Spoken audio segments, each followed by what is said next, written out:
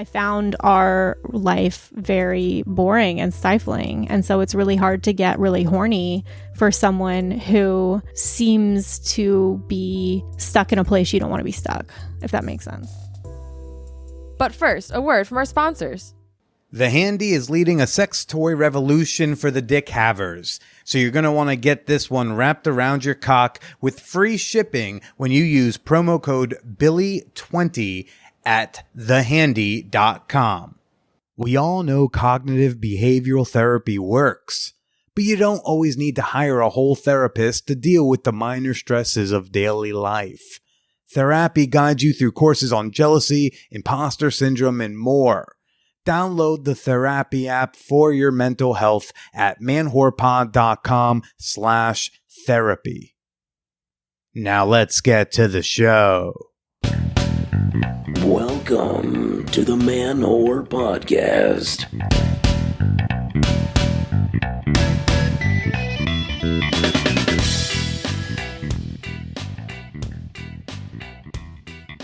Shout out to all the flaming hot liberals, all you sexy snowflakes, and Ralph Nader. This is Billy Procida, and you are listening to the Man Whore Podcast. Hey, welcome to the show. If you're new, welcome back. If you're not, this week on the pod, I have got on writer and fellow OnlyFans hottie, Cathy Reisenwitz. Looking forward to sharing our conversation with y'all in a little bit. I'm still in San Francisco getting ready for more very frustrating travel. Again, Billy has learned his lesson. Treat myself. I'm worth it. But I can't wait for ManWhoreCon this weekend. That's going to be a nice relaxation for me because because this year's ManWhoreCon is different. I'm going to be very hands off. Y'all do what you want to do. I'm going to be out here reading my book, naked in the backyard, catching some sun. Call me if someone goes to the hospital. I feel like that's where I'm going to be at. I'll share more about my West Coast trip on next week's episode. I'm going to keep this intro tight because I gotta get back to packing, and then I gotta get to sleep and get moving. Before I get to this week's guest, I want to do a quick fan whore appreciation moment. I know I missed it last week. That's my bad. I am sorry. That's why I'm going to do a little twofer. I'm going to say a big shout out to Aaron Penny. I hope you're enjoying the Peep Show, buddy. Thank you for the support on Patreon. And I also want to give a big thank you to Lily Malley. Mazel on your latest of weddings. Thanks for being a member. Thanks for supporting the show. And you too can become a member and support this whore with a heart of gold with your doll hairs. Help keep that roof over my head and maybe even some condoms on my cock. It would be incredibly helpful. Membership begins at just $2 a month. And seriously, it really, sometimes I get emails saying, "Oh, Billy, and I'm going to get on the Patreon. I just want to wait till I can afford to get at a good level." And it's like, you know what? Your too is very much appreciated because every dollar that comes my way directly from a listener warms my goddamn heart. It's the ideal way to pay your rent is directly from the people who love your work. Hey, sponsorships are great, but the love from you directly is what I'm in this for. What, you think I'm in it for the love of the game? Yeah, sure. But I'm also in it for validation from strangers. So seriously, shout out to Fan Whore Nation on Patreon. Thank you to Aaron and Lily. And if you too want to support me, if you too want to receive some pretty cool behind the scenes exclusive rewards, bonus content, become a member on Patreon today at patreon.com/manwhorepodcast. That's Patreon, patreon.com/manwhorepodcast. This week's guest, Cathy Reisenwitz. She's a libertarian. She is an intersectional feminist. She is a writer for a variety of publications. And she is also an OnlyFans thotty. I will say tomorrow on Patreon, exclusively on Patreon, I'm going to have a bonus episode with Cathy Reisenwitz come out. The beginning of this conversation was very political wonkiness. We were talking a lot about libertarianism, the frustrations of libertarianism, how feminism intersects libertarianism. And as much as I love that type of stuff and I can nerd out on that stuff, It's also not like what this podcast is typically about. So I clipped that big chunk out, and that will come out tomorrow on Patreon for all of my $5 and up fan whores. But for now, let's go get to know Cathy Reisenwitz. Before we get to my conversation with Cathy, I have to tell you something really important. I think I've made a discovery. And by discovery, I mean I have a really cool sponsor who I've been raving about already in the past. I truly believe that the Handy just might be the Hitachi for dicks. If you got a vulva and you like vibrations, then you have to have a magic wand of some sort, And that's how I feel about the Handy. I think this is the way we move forward with automated hand jobs. They got it right. I've put my dick in a couple strokers before, and none have given me the satisfaction of the Handy. And who would have thought the Norwegians would have come up with such brilliancy? We thought they were limited to, oh no, that's the Swedes. I was about to make an IKEA joke, but you know what I mean here. So if you got a penis and you like a good, wet, sloppy hand job, you want to get a Handy. And let me tell you something. If you use code BILLY20, BILLY 20 at checkout, you are going to get free shipping. And since they're in the Scandinavian region of the world, the shipping can be pretty pricey. So that code's going to save you $20 to $30 depending where you live, maybe even more. The code is Billy, BILLY 20 at thehandy.com. The Man Whore Podcast is sponsored by the Therapy app. It's like therapy, and it's an app. Appy, it's therapy. It's your self-therapy coach. This is an app for your mental health. This is an app to help you cope with the mild mental health issues that life can throw at you. We all know CBT therapy works. I mean, so many of us either have gone to a therapist who did CBT, or some of us went to a dominatrix who did CBT while they offered cock and ball torture, and the therapy app just gives you a way more affordable option than your standard therapist. The courses are written by certified therapists, and it's based on the CBT, the cognitive behavioral approach. So you get a self-therapy coach in your pocket. So visit manwhorepod.com/therapy. I'm gonna actually make the URL for both. Therapy with 1 P or therapy with 2 Ps. Both are gonna work. And start improving your mental health with a commitment of just 5 to 15 minutes a day. And come on. Who doesn't got an extra 5 minutes a day to work on your mental health? Okay, just put your dick down for about 5 minutes. Just put the wand away. So visit manwhorepod.com/therapy with 1 P or 2 Ps and start improving your mental health 5 to 15 minutes a day. One more time, that's manwhorepod.com/therapy or therapy. Now let's get to the show. And then you take enough psychedelics that you realize there is no us.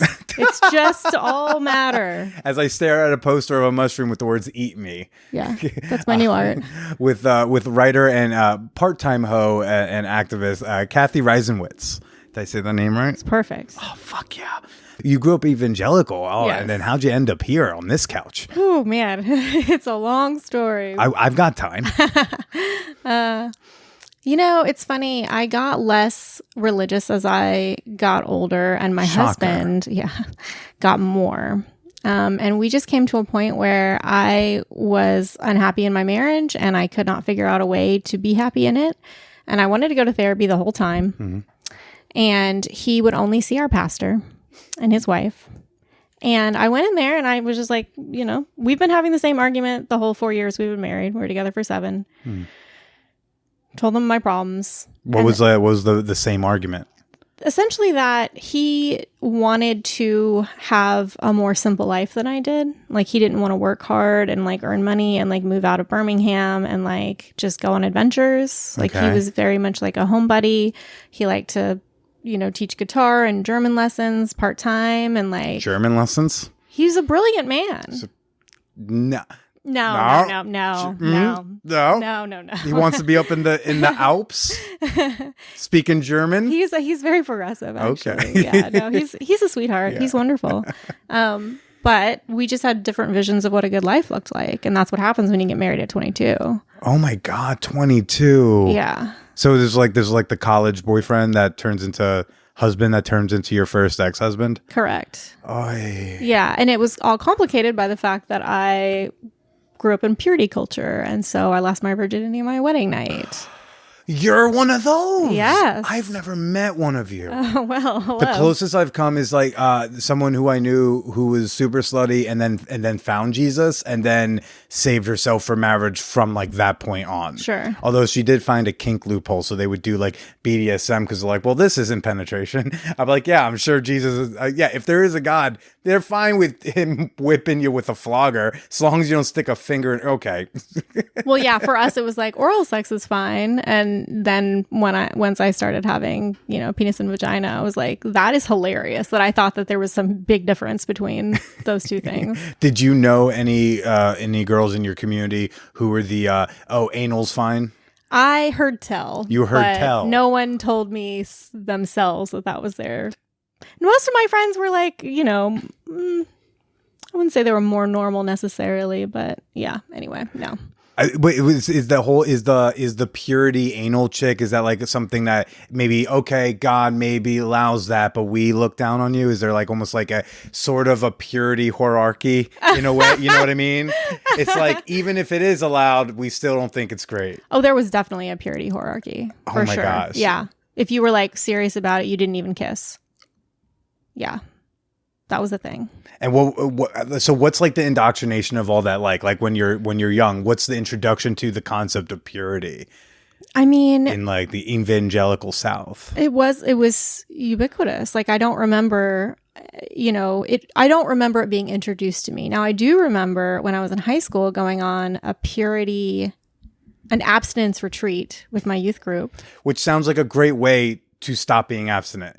Anything with a retreat, conferences. Retreats are like youth retreats are just like conferences for kids. People are fucking at those. They might have been. I wasn't, but yeah, I'm sure the cool kids were. What was the purity retreat like? It was super interesting. One thing that obviously we talked about like the biblical case for abstinence. And then we talked about like the practical benefits of abstinence. And there was also a demonstration where we were given pieces of tape and asked to stick the tape to various surfaces, and then we would see that the tape becomes less sticky the more it's used. And that was a metaphor for how sex is supposed to bind two people together, but if you have sex with multiple people, it works less to bind. It's less sticky because there's more cum, so it's just a slippery situation. One thing, I was writing an article recently about Matt Gaetz and evangelical purity culture, and one of the writers who I linked to in the piece, it's on Bitch if you want to check it out, she used the term sexual prosperity gospel, which I thought was extremely perfect, succinct way to describe what was happening. So we were told that if we waited for marriage, God would bless our marriages, that we would have better sex, that we would stay married longer. And I was super horny and I really wanted a good marriage. And so I was just like, okay, well, if this is what it takes, like, I'll do that. If this is the right thing to do, then, I will commit. And a lot of people, don't commit. But yeah, I tend to commit to things. So I was pretty disappointed to find out that waiting did not guarantee me a happy marriage. What was the wedding night? Was that first sexual experience? Was it first sexual experience or like first like PIV? So it was just our first PIV. Because all the other stuff was like kind of okay. Well, so we had been dating for 3 years at this point and like going down on each other for like 2.5 years. Was he at least good at that by the time you all got married? My husband was actually like very good giving in game. Good. Yeah. I cannot fault him for anything in that regard for sure. It was definitely anticlimactic. Like I feel like, we were told that like sex is this huge deal. And then, it was also to the point where it was like, obviously I was very tempted in the beginning to have sex, to go all the way. Yeah. You know, I think that's a dumb term, but whatever. But then, you know, 2 years later, it's like, we can wait another year for the wedding, you know, whatever. And then it happens and you're just like, this was nice and I enjoyed it. But again, like there's no vast difference between what we've been doing and this. Like it's just bodies coming together, like, and we love each other and it's nice, but it's not world changing. Did the sex life, was it able to improve? Like, I mean, it wasn't bad. It was, Okay. you know. Well, you were like, it was nice. And I don't know, when I hear, if I'm in bed, if after having sex with someone, they go like, that was nice. I never think that was a good thing. You know, I think that people tend to, from what I've read, fall in love and there's this cascade of chemicals and they tend to wear off about 18, on average, within 18 months. Mm-hmm. And then you either break up or you transition into a more companionate, calm, long-term love. There's studies on that? Yeah, there are. Oh my, okay. Yeah, it's super interesting. Because that's going to start explaining why I haven't made it to 2 years with anybody. Yes, that's very common. Yeah. I'm sorry. No, it's all right. Congrats. I don't know. I mean, I'm keeping my fingers crossed. It's fine. What's nice about being non-monogamous is like there's always a new Totally. opportunity to start the clock over. It's like someone's got to make it 2 years at some point. I find my most stable relationships are non-monogamous for sure. Anyway, so yeah, I mean, we had a hot and heavy in love sex life that just didn't involve P&V when we fell in love. And by the time we married, we were in a more companionate place, right? So it wasn't, like I wasn't in love with him the way I was when we fell in love. I was in love with him in the way that you are when you've been with someone for 3 years. So does that make sense? Yeah. You know, you'd already, like the temperatures had already cooled at that point. We definitely tried to keep it new, fresh, and exciting in our marriage. And I think we did a really good job with what we were working with. But at the end of the day, He wanted to speak German in the mountains. You know, I wanted to fight with the internet. Yeah, kind of. You know, I think Esther Perel does some amazing work around explaining kind of what desire is and how desire and comfort are somewhat at odds. That and especially mothering. That if you're in a position where you are super comfortable with someone and are taking care of them in any way, that you can't then simultaneously like strongly sexually desire them. It's really hard to do both. And so I think with my marriage, it was just, we were doing a lot of the right things and like we had a lot of, you know, basic fundamental compatibility in like sexually, but I wasn't excited by him because the kind of adventures I wanted to have, he wasn't interested in. And so we were very comfortable with each other. He was my best friend. He was an amazing person. You still speak kindly of him now? Like, was it an amicable divorce? Unfortunately, no, it was not. I think that was really complicated by the religion aspect of it. But no, I have no ill will towards him. I still think he was and is a fantastic person. He just wanted different things out of life than I did, and I found our life very boring and stifling. And so it's really hard to get really horny for someone who seems to be stuck in a place you don't want to be stuck. If that makes sense. No, absolutely. And then were you suspecting you might be poly when you were in the marriage, or when did that start becoming a realization in your mind? See, that is so funny to me because at certain points I would have trouble like wanting to have sex with him, and I could not understand why. I was just like, he's good in bed, he's attractive, like what is the problem? And so I thought I had a low sex drive. I was like, I just must, have a low libido. A lot of married women have this problem.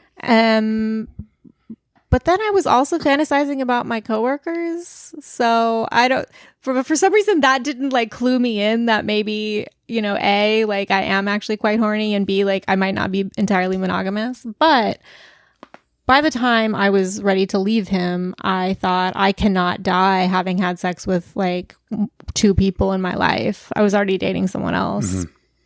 And I was like, I need to have what I called a hoe phase.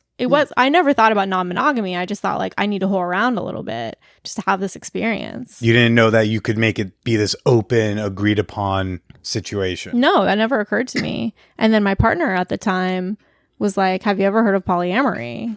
And I'm like, maybe in passing, but I don't really know what it means. And so we decided, like, once we got more settled in life, that we would open up a relationship so that I could continue dating him and have this experience. What'd that mean, like, more settled in life? Well, everything, like I said, like getting the divorce done and things like that, or? So A, get the divorce done, and then B, we wanted to move to DC together. So I was like, let's get through this move. Let's like get settled in our new place and our new jobs, our new life, and then talk about opening up. And that's what we did. What were the conversations with you two like leading up to opening it up? And did you all have a conversation about like the terms of the new relationship model? Oh man, I mean, I feel like we made every mistake possible. Perfect. What is that not the best way to learn? It's like non-fatal mistakes. What were some of the mistakes y'all made up top? There were definitely times when I would, I would make an agreement and then not want to stick to it or not stick to it. I think ultimately what everybody does, which is we had been monogamous. We wanted to stay together more than we wanted anything else.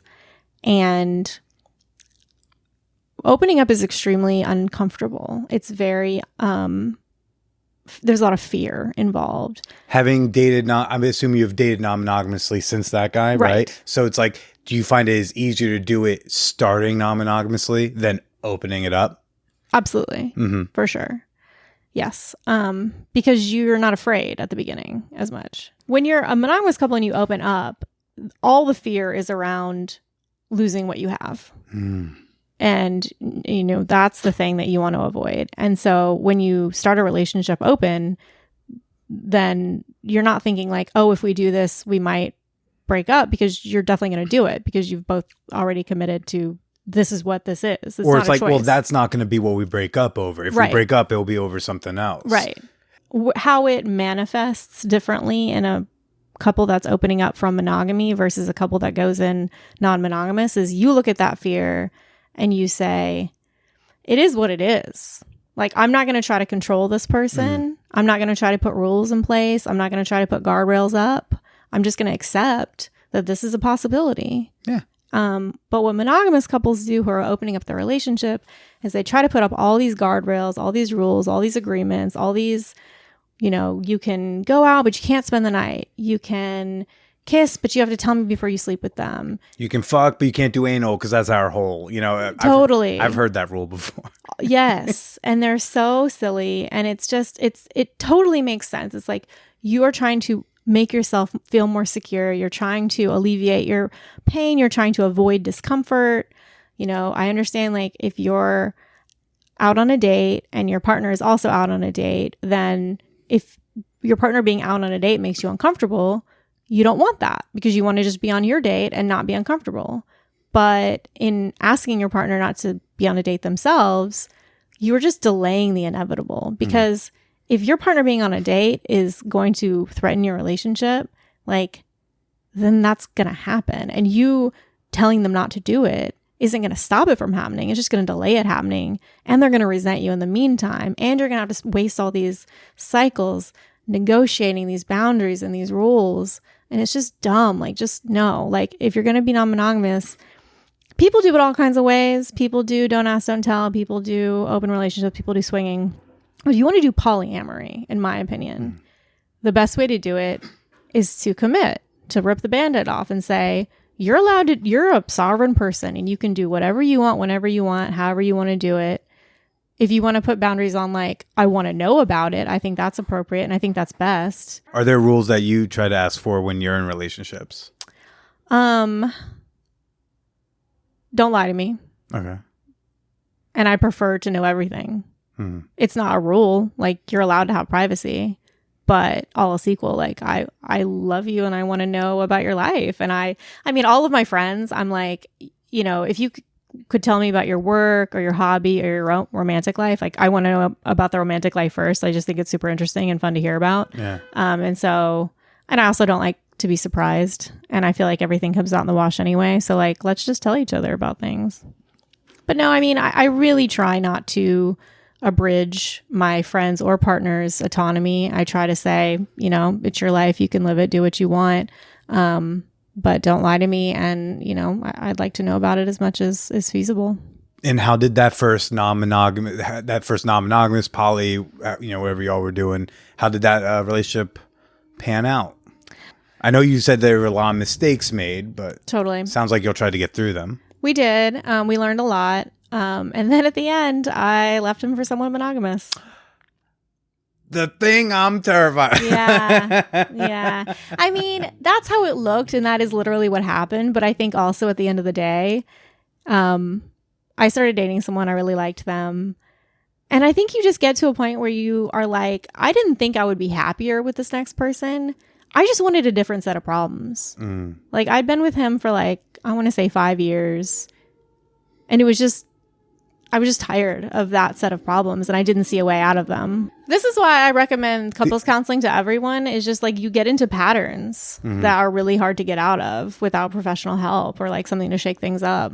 Well, like were the when you say like the set of problems, are these things would you kind of like let them go and let them slide? Would you bring them up and they just became the normal fight y'all got into?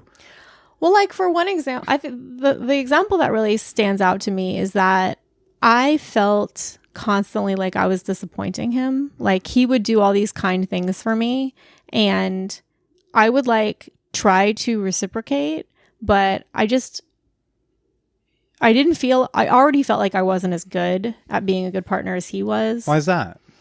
Well, I'm not a very conscientious person by default. And then I think like part of it is just having a strong like theory of mind where you're able to see things from another person's perspective easily. I'm not like super great at that. I'm not super great at like looking at a person and thinking like, oh, like they might like this. It's if you ask me like, hey, will you go get me a drink of water? I will get you a drink of water. But you want to like just be asked for the thing. Like you would like, you're happy to do the dishes. Just ask me to do the dishes. Everyone will be happier if you can ask me, because if you rely on me to think of it on my own, I'm just not great at it. Right. And he, so it got into a toxic pattern where he would want me to do nice things for him, understandably.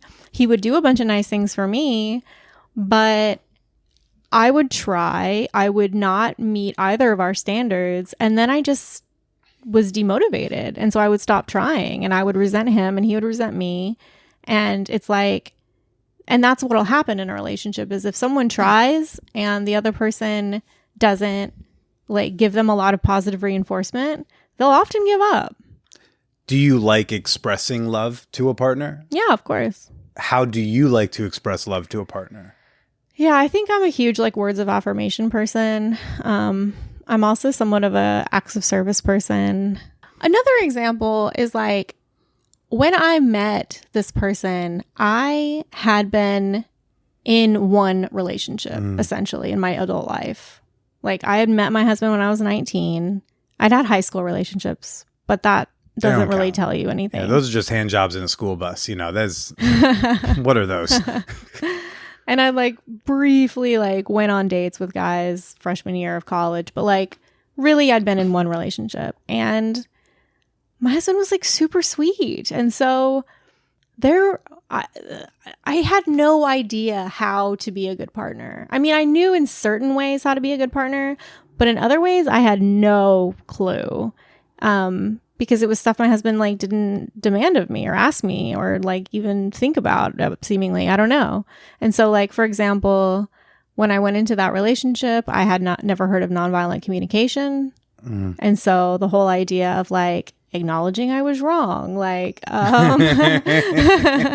you know, and it wasn't just a thing where, you know, he explained it to me and I did it. Like, I had to be trained. And so, you know, I was just young and selfish and ignorant and, you know, all those things. And I had no idea what I had in him. You know, I didn't appreciate him because I didn't know what dating was like and like what else was out there.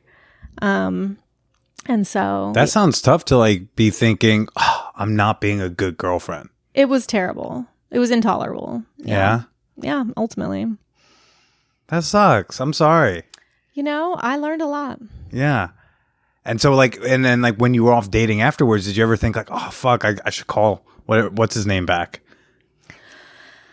I actually emailed him and the partner that I dated monogamously.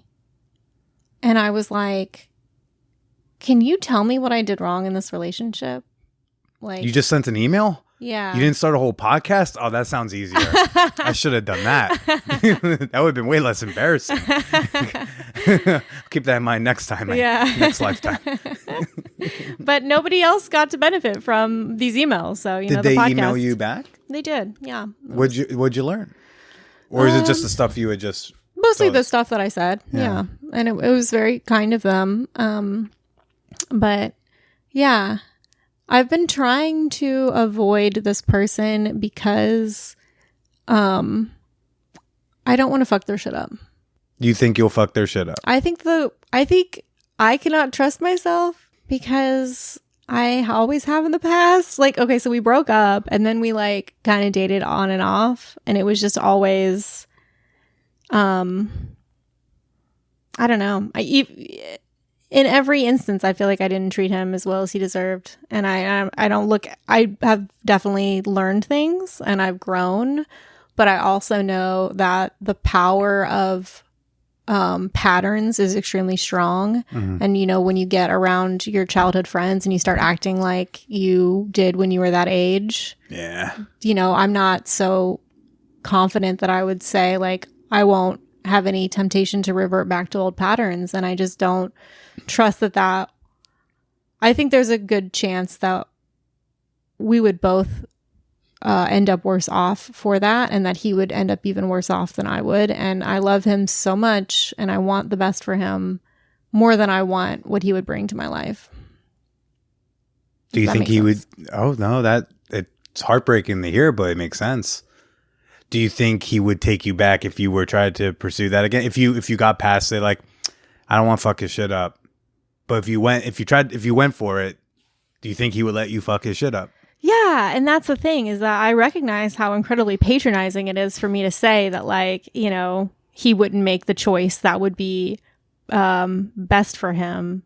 But when I look back, I'm not sure he had been making the choice that is best for him with regards to me. And I think the thing about love, and we were so in love, is that you don't make rational choices. Like, that's a hallmark of it. And so expecting either of us to consistently make rational choices about the other when we never have in the past is probably, again, it could happen, but I would just feel so terrible if me reaching out to him resulted in another bad experience for him. I don't want that on my conscience right now. Anyway, I don't know. Who knows? But I want to give him the chance to have a happy life. How many times did y'all make that? Oh my God. I don't know.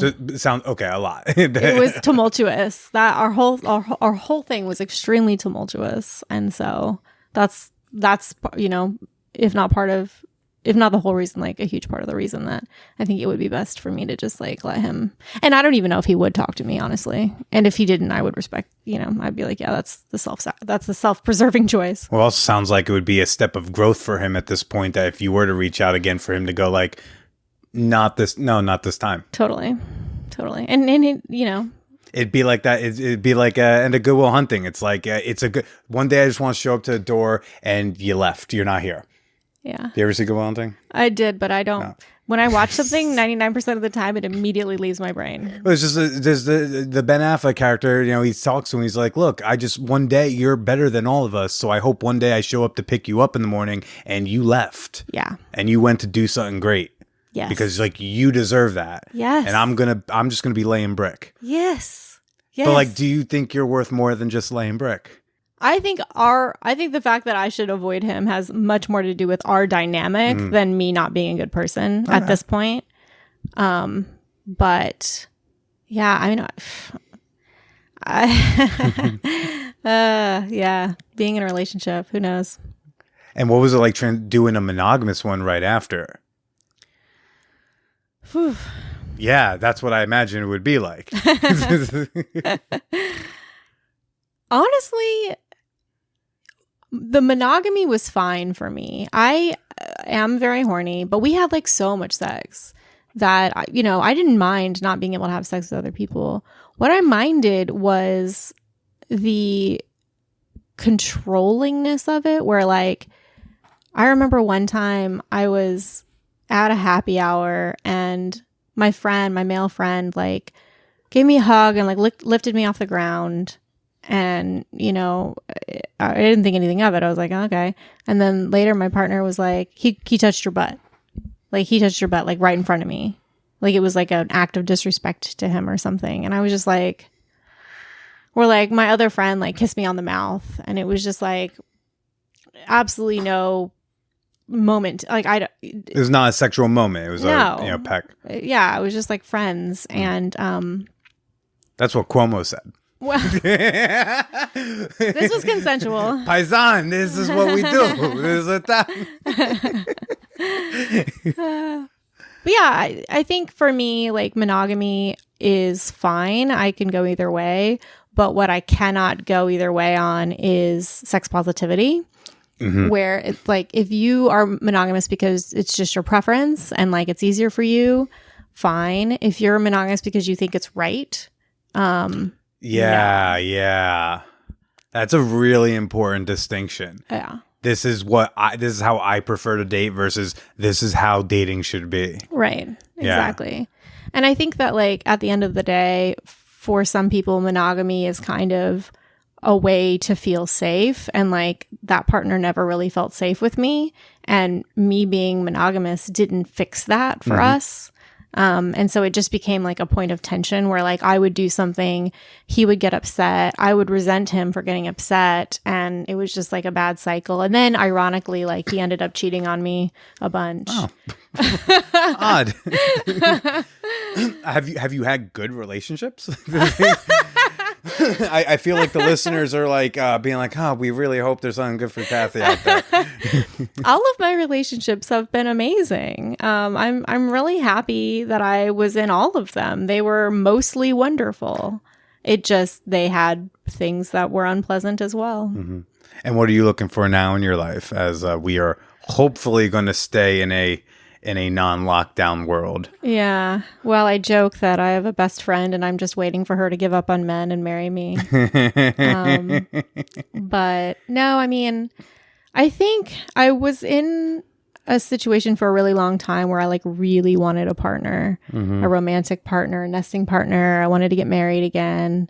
And through therapy and meditation and psychedelics, I have finally come to a place where I could really go either way on partnership. I really see the cons, where when a partnership is good, it's incredible.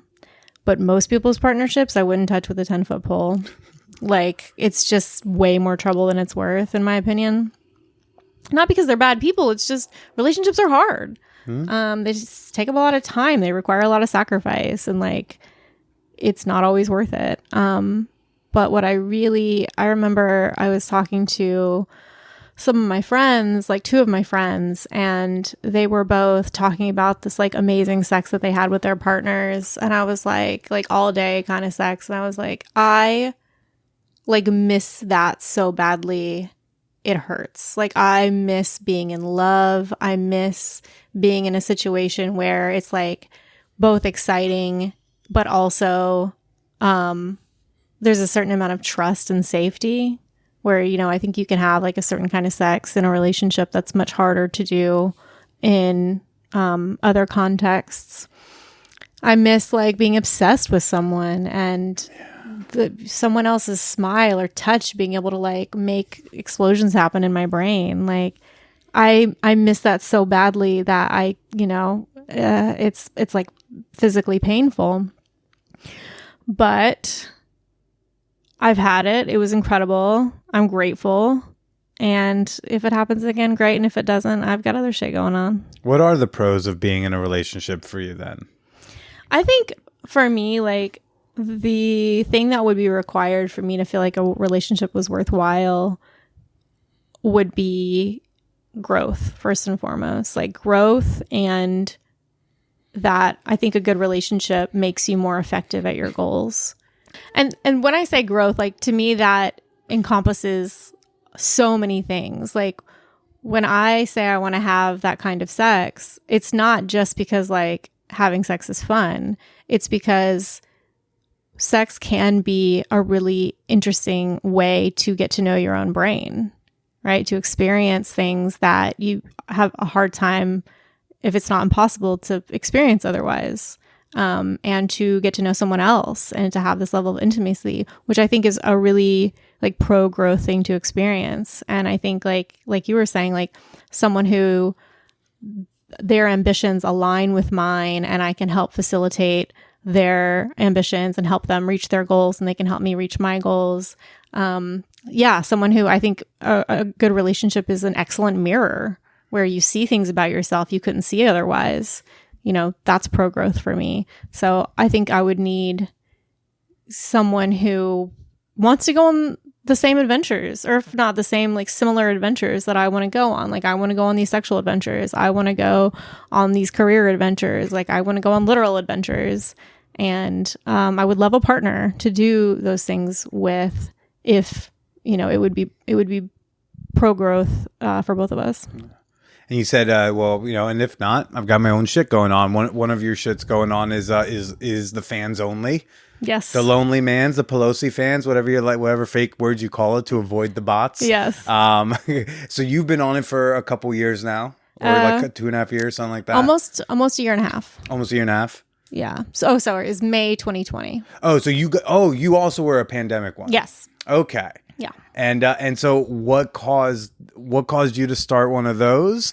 And what were, you know, was it a stretch for you to put the body on the internet, or was it just like, yeah, whatever? Tell us a little bit about getting into that. Yeah, for sure.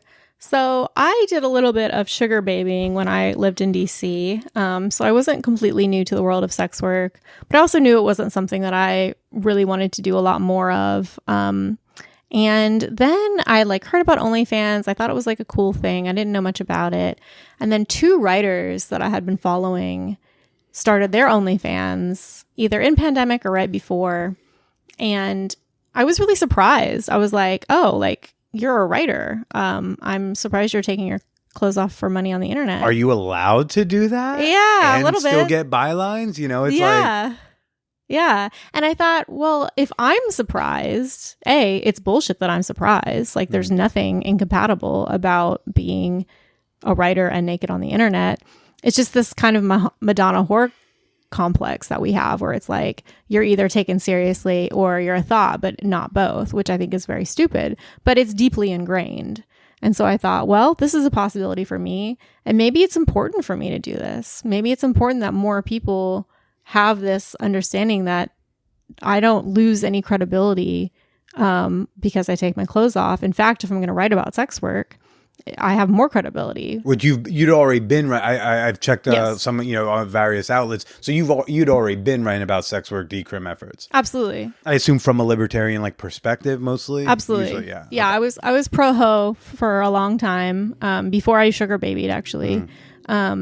And yeah, so I thought, well, if I'm going to write about this, like it would only be helpful for me to have more credibility by being an active sex worker. Was any part of you ever worried about what your intention was? Like, oh, am I just doing this like as a comic would do? Like, am I doing this for the bit? Am I doing this for the articles?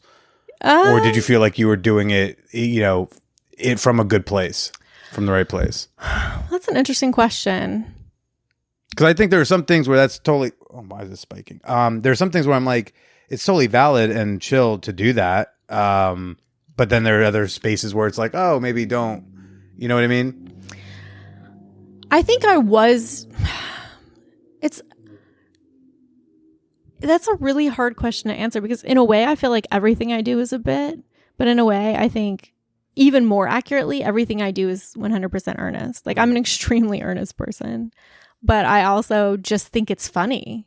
Like I just thought it was hilarious that like this pasty white 35-year-old woman was gonna like nerdy ass person was gonna start an OnlyFans. If you think that's funny, let me tell you about like a chubby white guy with thin hair doing OnlyFans. It's way funnier. Give me your link. Yeah, sure. I'm doing naked push-ups now. Awesome. I've done naked yoga. I do naked yoga too. That was one of the first things I did because I started doing yoga like a few months before I started the OnlyFans. It was like, oh, I could do like naked yoga. That's easy. Totally. Yeah, very great minds. Yeah, same slutty minds think alike. And so, what was that experience? So, what was it like to finally put your body naked on the internet? How'd you feel? But I mean, it's such an interesting question. I want to like expand on it a little more because I think it's super fascinating. I think that I definitely felt a strong recognition that it does give me some amount of credibility to be a sex worker when I talk about sex work, but that me starting an OnlyFans like as an art project on the side when I have a full-time job and health insurance and like a degree and am white and cis and thin and like is a completely different proposition than someone doing survival sex work, even if it is OnlyFans. Like it's just, it does give me some credibility, but it does not at all entitle me to represent the perspective of all or even most sex workers. But your pieces, if my understanding, like they weren't typically like first person stuff, right? So it's not like it didn't seem like from the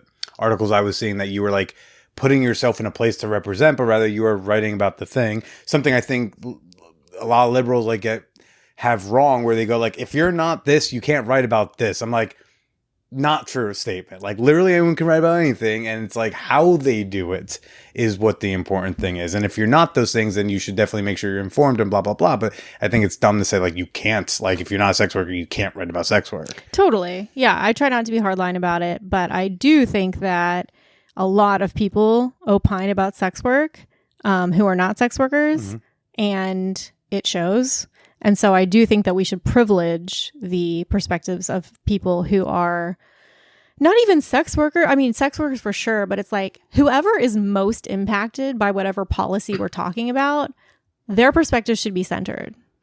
And so when we're talking about sex work policy, yes, I do sex work, but I am not in the cohort of people who are most impacted by criminalization, for example. If you're writing about like Sesta Fossa, for example, maybe don't just talk to cis het wealthy like sex workers. Maybe also talk to like outdoor sex workers, trans sex workers of color. Like talk to the people not just who are like easiest to get to, but the people who are most impacted. Yeah. And represent their perspective on it, at least as much, if not more than, you know, the sex workers that you can identify more with. How'd you feel? I assume you have written about sex work a few times since you started your OnlyFans? Many times. Right. So how has it felt different writing about it since doing OnlyFans from before? Yeah, I mean, it's definitely made it a little bit easier to write about it because, you know, I have more of a context, but it's mostly just, it's been really great because I've focused on sex work a lot more than I did before since starting my OnlyFans, and it feels like a good place for me to focus. The things that I write about are so much bigger than me personally doing OnlyFans part-time could, you know, let me know about. So I still have to interview people. Like I still have to do my research. But you were asking about how like it felt to be naked online for the first time. And, you know, one thing that I've really enjoyed about OnlyFans is that it's taught me a lot about myself because it was really hard, and I didn't expect it to be. And I thought it would be more like ripping a Band-Aid off, where it's like, okay, I did it. Like, I'm naked on the internet and you can see my body for $10, you know? But it wasn't like that. It was like, it was consistently hard. And then like each like new thing, quote unquote, was hard. Like, I remember someone asked me like, I want to see your butthole. And I was like, okay, well, I guess I'll take a picture of my butthole. And then I was like doing it, and I was like, it's very difficult to get a good shot of one's own butthole, right? Well, the ring light and tripod made it much better. But yes, it was logistically difficult, but it was also emotionally difficult. And and it was like weird because it's not in my ideology. It's not in my brain, like the thinky part, to have any problem with this. Like, it's a butthole. Like, everyone has them. There's nothing to be ashamed about. Like, that's what I've been preaching for years. But then when it came time for me to show my butthole, it was a different ballgame. And it just shows that, like, you can think all of these high-minded thoughts about how the world should be, but that deep training, that deep shame that you were told from childhood and that you get from media and from culture, it's there, and you may not be aware of it, but it's still there, and it still influences you whether you're aware of it or not. And so I think OnlyFans has been great for me to like bring those things to the surface and like force me to confront this ongoing, like, lingering, you know, shame and stigma and discomfort around sex. And to kind of bring it back around a bit to close out, but do you feel like, you know, you bring up shame there, and I had written down from earlier with the purity culture stuff, do you feel like being raised as a horny ute, as Joe Pesci would say in a certain movie, being a horny ute in purity culture, do you feel like you were instilled with sexual shame then, and do you feel like it still has an impact on you now at 35? I mean, I think that there's almost no chance my life would look the way it does if I hadn't been brought up in that culture, right? I think that a lot of my life... You're saying you would not have been showing your butthole for money if you weren't in purity culture? No, I you know, who knows? I'm going to clip that and send to every fucking youth leader in the South and be like, this is what you're making. Totally. I dated briefly a Greek Orthodox guy, and he was like, of course you're obsessed with sex. Like, you grew up evangelical. And it had never occurred to me.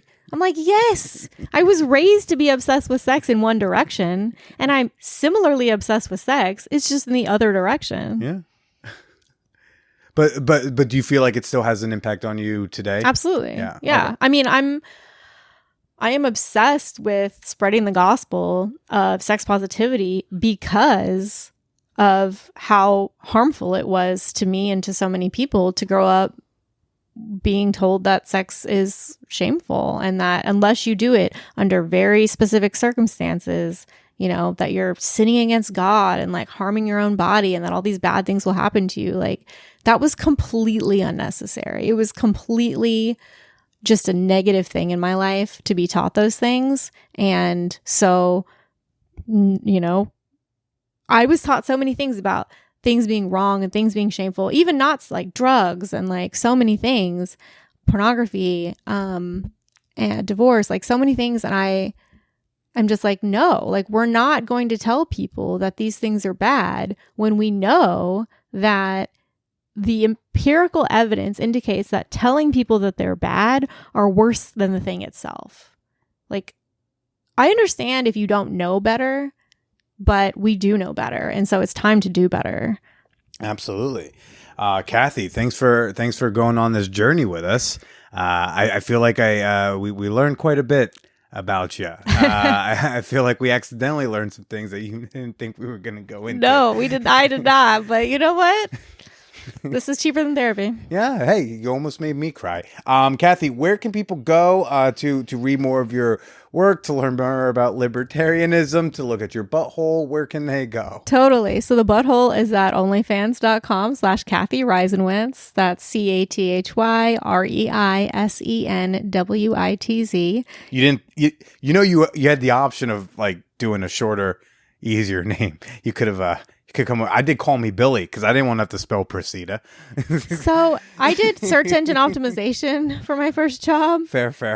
So if you look up Cathy Reisenwitz, you will find all my shit. And yeah, but that is the downside. That's the OnlyFans. And anywhere else you'd like them to go? Yeah, totally. If you could please check out my newsletter / blog. It's on Substack. It's called Sex in the State. So if you Google that, you should find it. And otherwise, it's about all this stuff, about evangelicism, about purity culture, about why, like, what the empirical evidence says about pornography, why we should decriminalize sex work, essays about my vagina, like my loneliness, my therapy. Like, it's a lot. You'll love it. This episode, but written down. This is perfect. And funnier, hopefully. And funnier.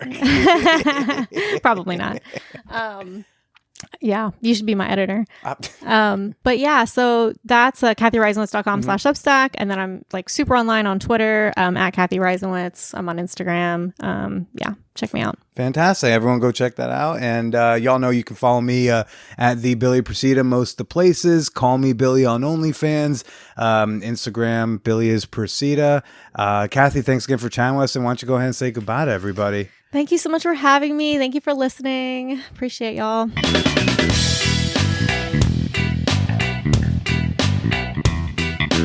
Cathy Reisenwitz, everybody. Can I tell y'all something that happened, when we turned the mics off? Okay, so we're packing up. We're about to walk out of her apartment. We were talking a little bit about OnlyFans stuff, and she just kind of threw out there, hey, you ever do collabs?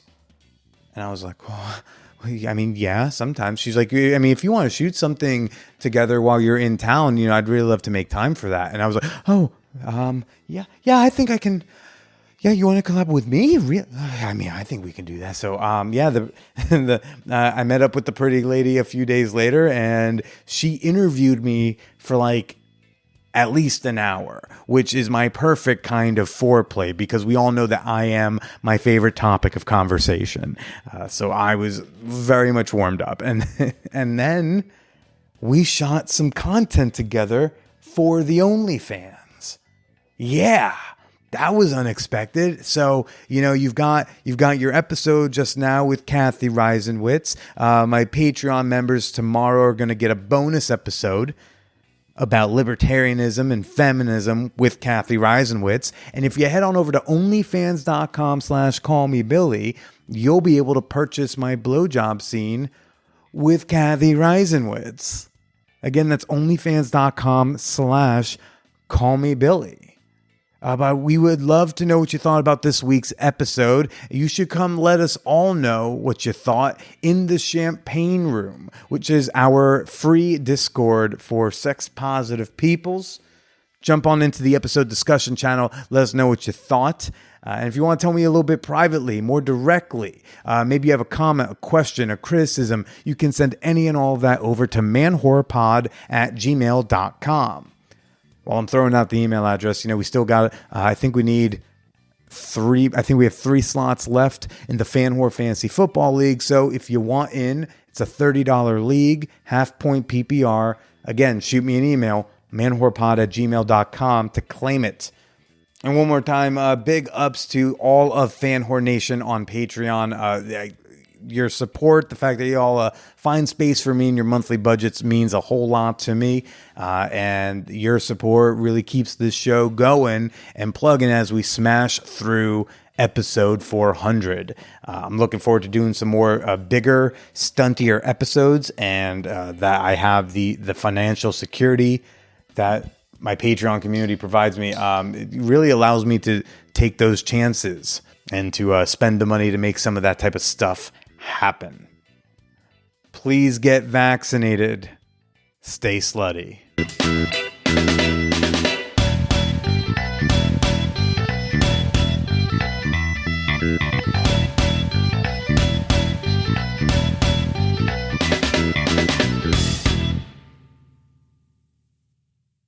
Only once. Oh, that's not true. I only gotten one where I was yelling, "That's what the Nazis said."